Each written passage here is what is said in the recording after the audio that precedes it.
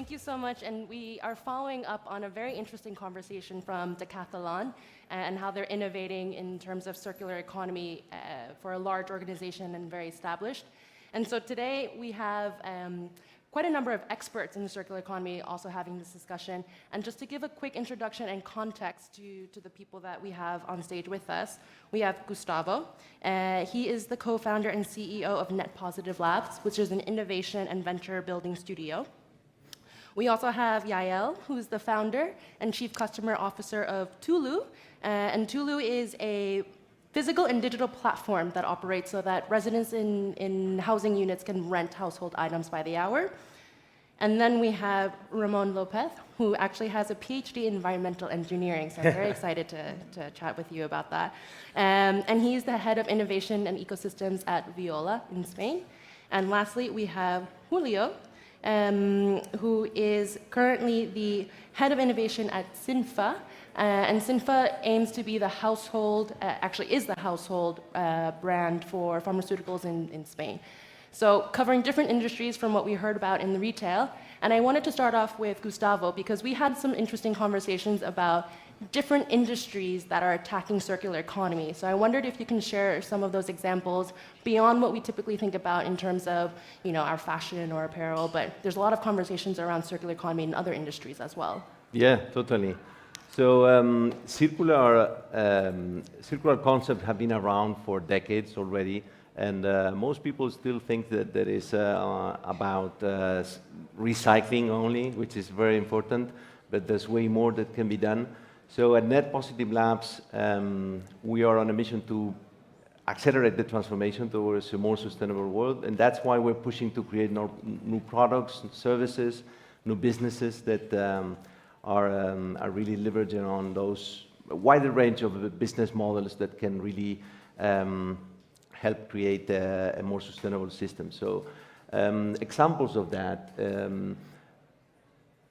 renting things, and Tula, having Tula around, it's great. Tula around is great. Renting things and selling products as a service. It's a way to, of course, reduce carbon. I would say it's also a very smart way of consuming things. There's so many things we do only every now and then, I would say occasionally. So buying the assets that allow us to do those things and having them waiting for us at home, it's maybe not the best decision. So yeah, there's Tulu doing this, which is amazing. There's others renting clothes, renting tools, outdoor gear, lots of things happening there. There's also great opportunities in the B2B space there. And then, for example, second-hand marketplaces or repairing businesses. It's also a good way to reduce carbon footprint, and there are examples of these already working, of course, like Wallapop or Back Market doing electronics. In our case, at Net Positive Labs, we just designed, tested, and launched a second-hand market business in GCC region in Saudi, where people and businesses can upload their furniture and we can clean it or even refurbish and sell it back into the market. So those are two examples of business models that we are using. Amazing. And obviously we can innovate from the corporation and business side, but it also means in terms of us fully adopting into this circular economy, us as consumers really need to also change our habits. And so for Tulu, for example, what has been the biggest challenge in terms of getting consumers to want to rent items instead of buying items? Hi everyone, my name is Yael, I'm from Tulu. If you haven't heard about us, we operate in 23 cities worldwide, and we essentially install a real-size vending machine with items people can rent in their building. From a vacuum cleaner to a scooter, they can use a printer, they can use a projector, really almost everything. I think the biggest thing we're finding is that people want convenience, and the really interesting section we're at is millennials and Gen Z in student housing or residential buildings that are just moving there for a year, 2 years, they maybe move to a new city to start a new job, and carrying the products, buying new products just doesn't make sense. But on the other hand, we need more infrastructure. So we're really focusing on just deploying as many Tulu units worldwide so people can adopt and change their behavior because the mindset is there. So I think, there's so much things that consumers can do, but we also need to create the infrastructure, and renting items in the past wasn't as successful because of the distance people had to go to, because of pricing. You're going to pay hundreds of dollars to rent something for a day. That doesn't make sense for people in our generation. So putting it in your building where you can take the stairs or the elevator, grab it, use it at home, and then bring it back helped us kind of change that consumer mindset and behavior. Amazing. And Julio, I want to ask you, because we talked about renting, secondhand. I mean, you're in the pharmaceutical industry. I mean, renting secondhand, how does that work in pharmaceuticals? It's a little bit different. And I just want to ask a question to the audience. How many of you take a medicine today or in the last week?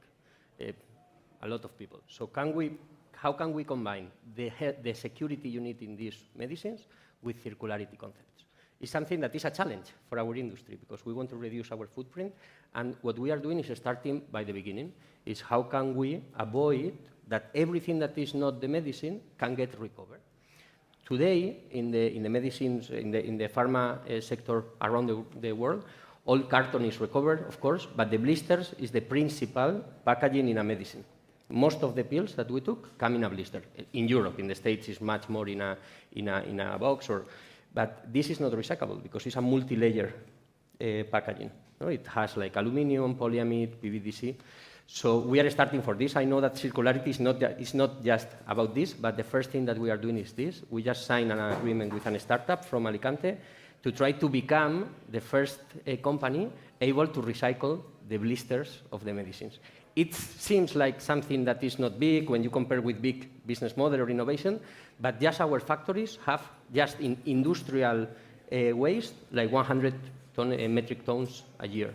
If we think in the market, it's huge. So this is the first steps that we are doing. In terms of operations, I think it's also important that we bring this circularity in terms of recovery of waters that our friends knows a lot on try to not have this impact. But just want to make that the challenge, at least for industries as pharmaceutical, is to combine this, the security that you need with models that can assume circularity. Because you cannot send a pill on second hand, right? No, not unfortunately not. For the better. Yes, of course.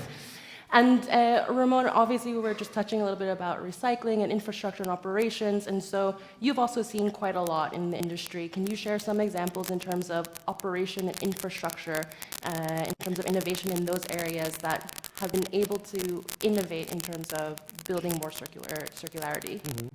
Yeah, for sure, yes. Like the case of my colleague here, we are not selling products that can be used, second-hand products. In our case, it's an industrial process, We are, Veolia is a company, a leading company in the world in management of natural resources, water, energy, waste.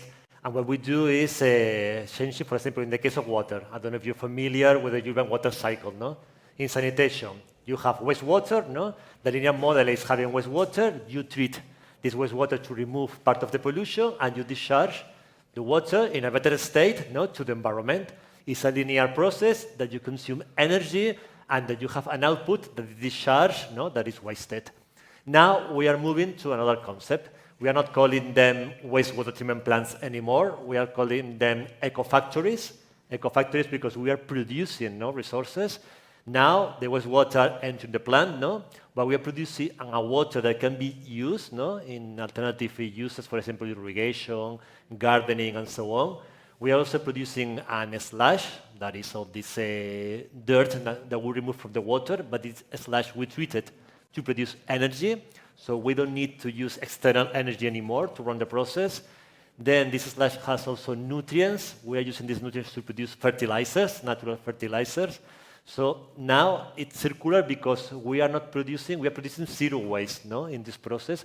So this is the idea, not having zero waste and transform a process that it was a waste treatment process in a process that is producing new inputs for other uses, for other industries, and so on.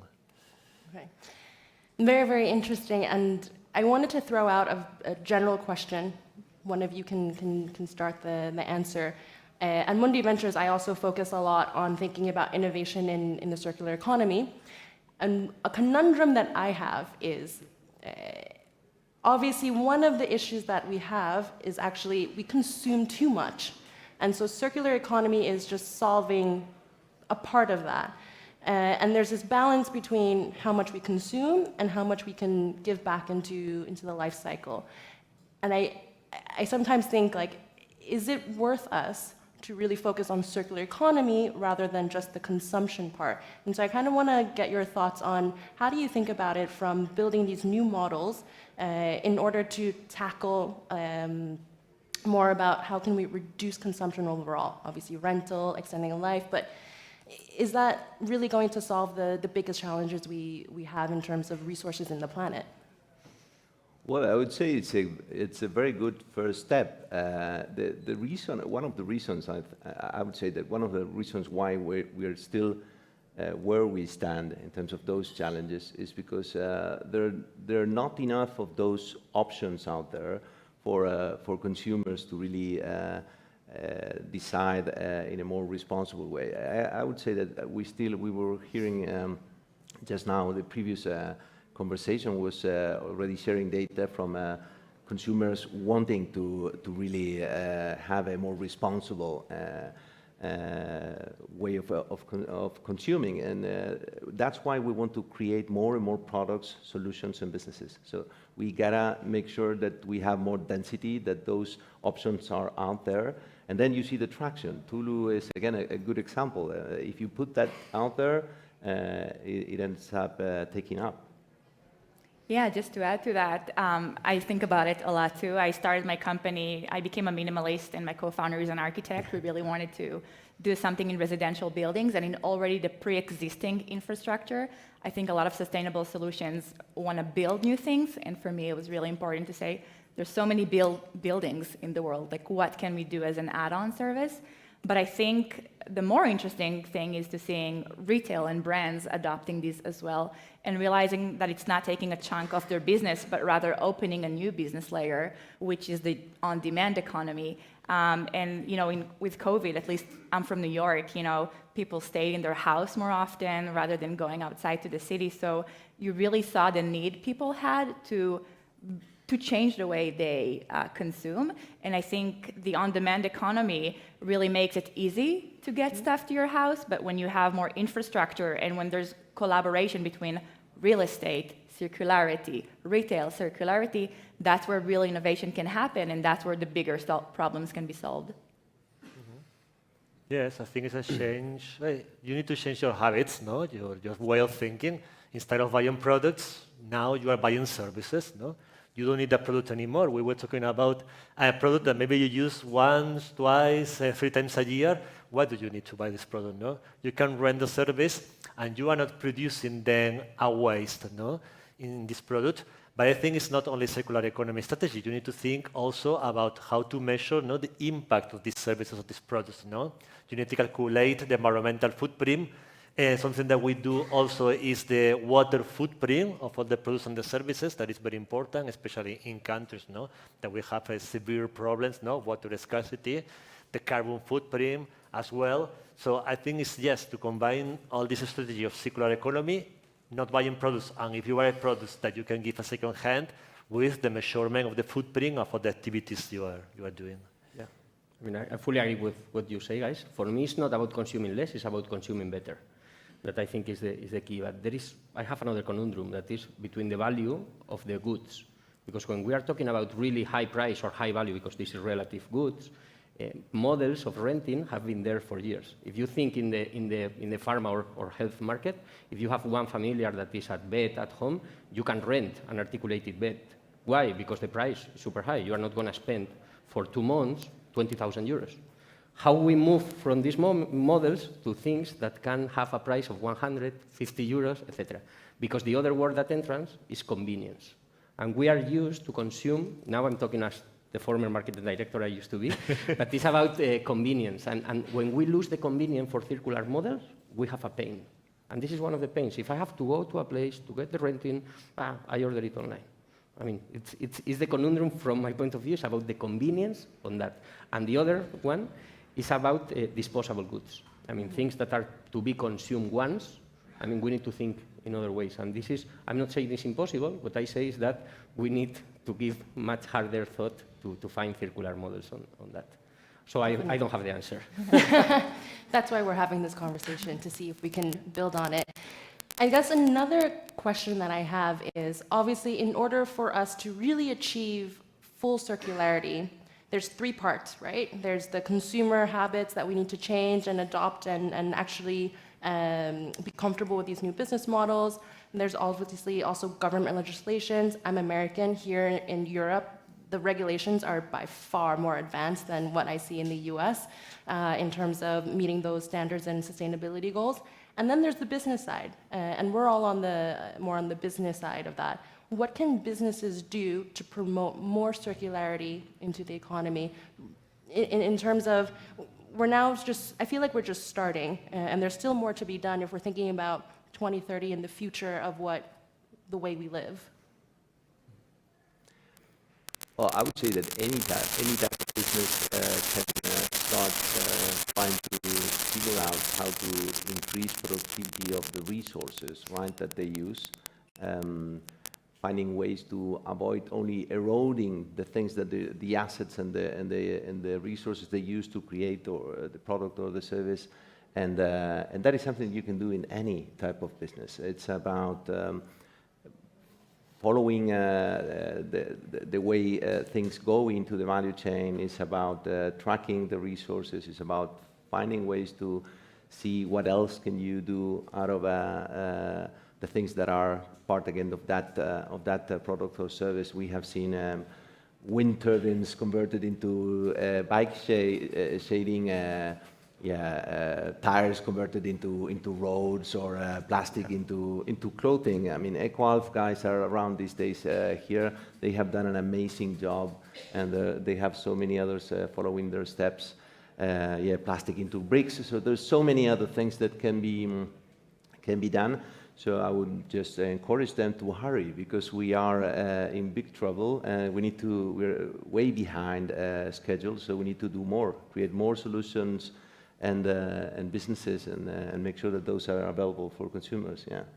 And I guess from the No, I just wanted to complement, and sorry for jumping, because from my point of view and linking with this, circularity is not the end goal. Circularity is a tool to be more sustainable. Sustainable in three ways: social, economically, and in terms of the environment. Exactly. Why? Because if a business is not economically sustainable or socially sustainable, will not be a business.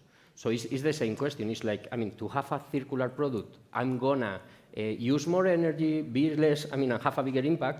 This circularity makes no sense. So circularity is a tool to improve the footprint that we give to the community, societies, and to the world, in my point of view. And I think it's also important to notice that circular economy has the word economy in it. Exactly. It means that companies, yes, need to realize that it's something that will bring a profit.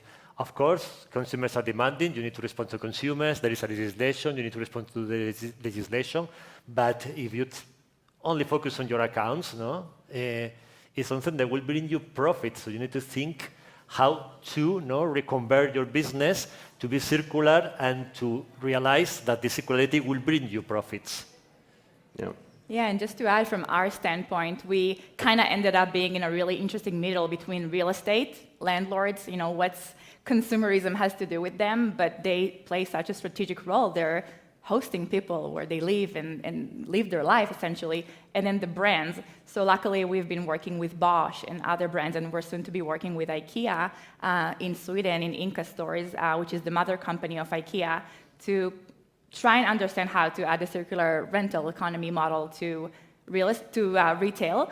But with landlords, it's really kind of telling them, you're in it with us. You are a business, essentially. People pay you every month to live in your building. So what can you do to contribute? And the collaboration is really essential. Yeah, go. No, sorry. On your initial question, the last one. The other thing, I guess it's there's converging forces these days. So there's regulation, of course, coming in, as you mentioned it.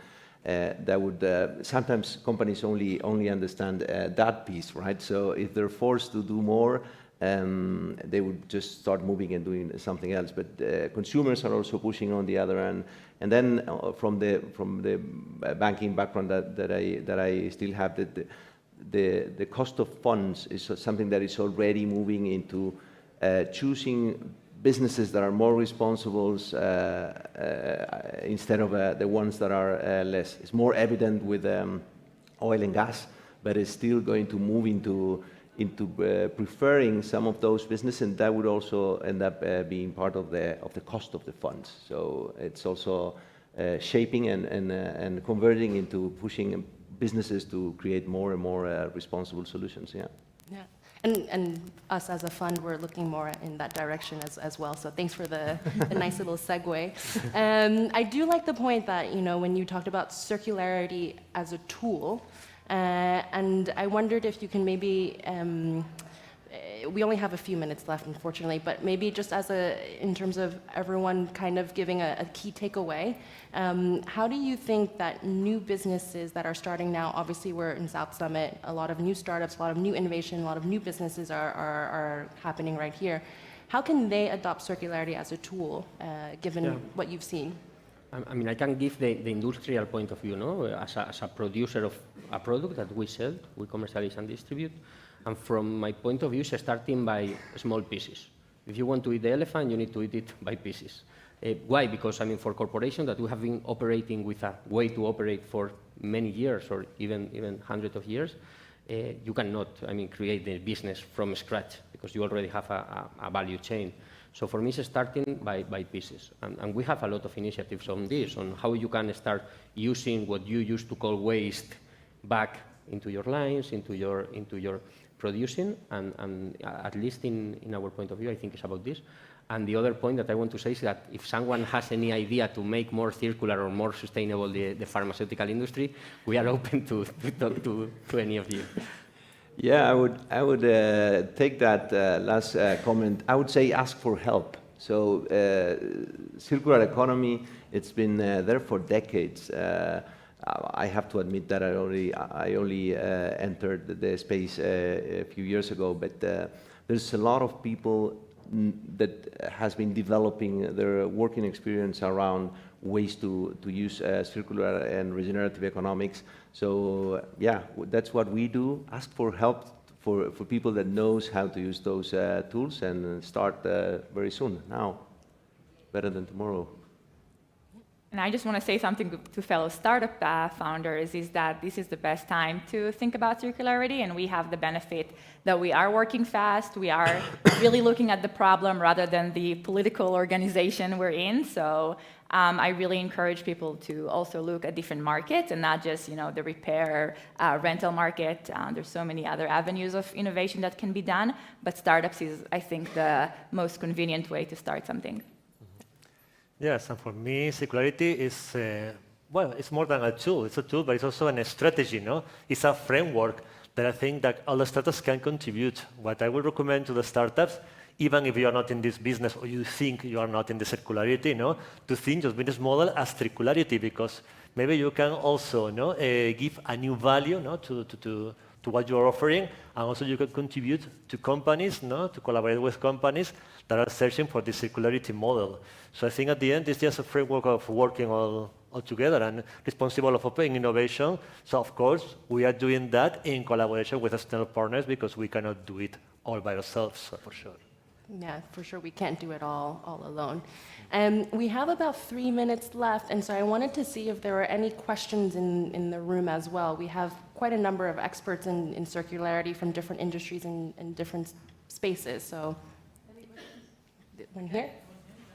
So we're talking about changing habits here, and with things like rental, you could argue, okay, lower prices for consumers, but when something like rental, we're not talking about rental, how can we directly reward consumers so that they're really incentivized to be part of this, where in reality there are a lot of costs, like even implementing all this infrastructure in, or even changing production lines?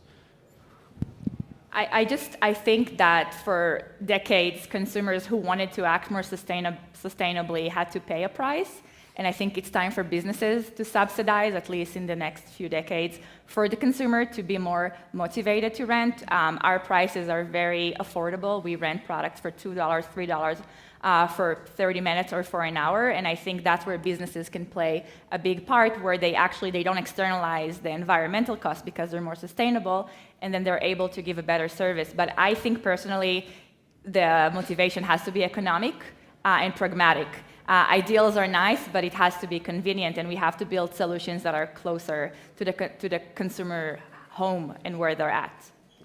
So we were just having a chat around the business model, Toulouse business model, and one interesting piece is that they also charge the building. So that's a smart way to just find a way to subsidize, in a way, the cost of for consumers. So incentive models here are really important.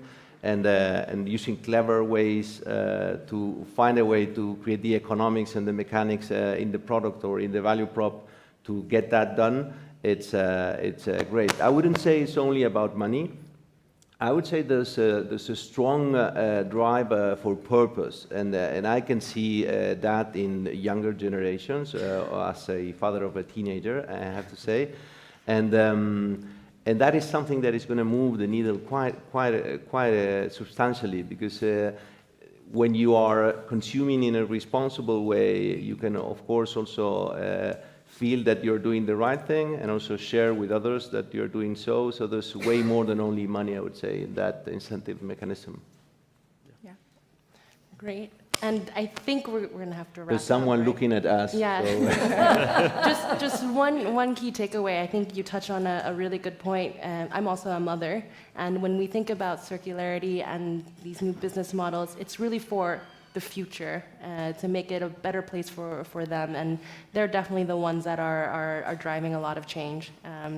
So thank you very much for having this conversation. I think everyone will be around if you want to speak to anyone one-on-one, and thank you, South Summit, for having us. Thank you. you both. Thank you all. Thank you, Deborah.